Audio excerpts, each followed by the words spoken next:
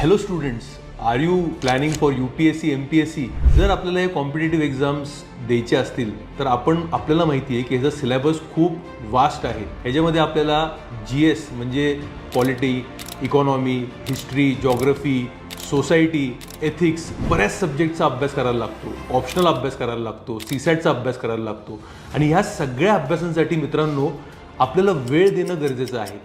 आपण काय मिस्टेक करतो की कमी वेळामध्ये जास्ती खाण्याचं आपण ट्राय करतो, म्हणून आपल्याला ते पचत नाही आणि म्हणून या परीक्षांमध्ये एवढा जास्ती अपयश येतो.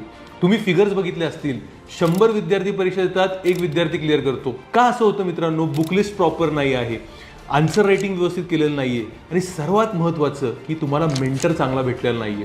तुम्ही एक लक्षात घ्या, अर्जुन तुम्हाला जर बनायचं असेल तर द्रोणाचार्य हा लागतो मित्रांनो.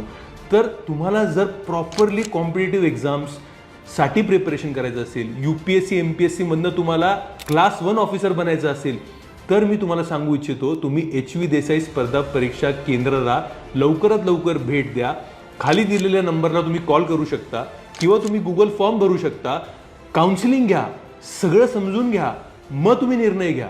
And always remember, if you start early you are ahead of the competition. So we are bringing programs for 1 year, 2 years and 3 years.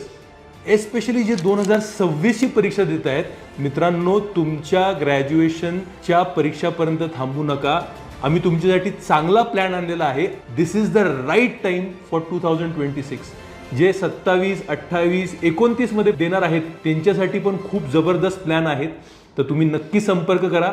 Late us meet, let us plan, let us get clarity so that we can achieve our aim, our goal, that is we want to become the class 1 officers and serve our nation with pride and honesty. Thank you.